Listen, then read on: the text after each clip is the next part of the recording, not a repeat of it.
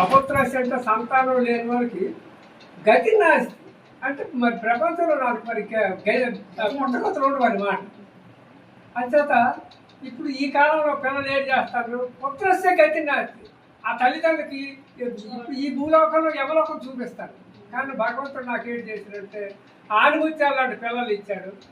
వాళ్ళు నన్ను మా అమ్మని నాన్నని మరి ఎంత జాగ్రత్తగా మమ్మల్ని చూసుకుంటారు. ఏ కష్టం వచ్చినా నష్టం వచ్చినా శారీరకంగా ఆర్థికంగా అన్ని రకాలు అలా ఆడుకోండి. ఈ వయసు మేము ఏం చేయలేము, ఏంటి చేయొద్దు అంత ఇంట్లో కూర్చోమని హాయిగా ఉండండి నాకు.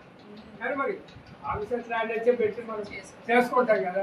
అంచేత నాకు ఈ జన్మకి ఆ భగవంతుడు ఇచ్చినటువంటి ఈ ముగ్గురు పిల్లలు అంటే ఆడపిల్ల వీళ్ళు, అలాగే మా కూతురు వాళ్ళు వాళ్ళ ఇంటికే వచ్చి మనకి ఇక్కడ ఉండదు.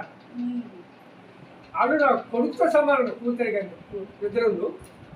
అంచేత ఎంత సదుపాయం భగవంతుడు ఎంత నాకు కలిగి చేస్తాడని నేను అనుకున్నాను. పిల్లల వల్ల రమ్మంటారు, కొడుకుల కంటే కూతురు కూడా రమ్మంటారు, అందరూ రమ్మంటారు. మా ఆయన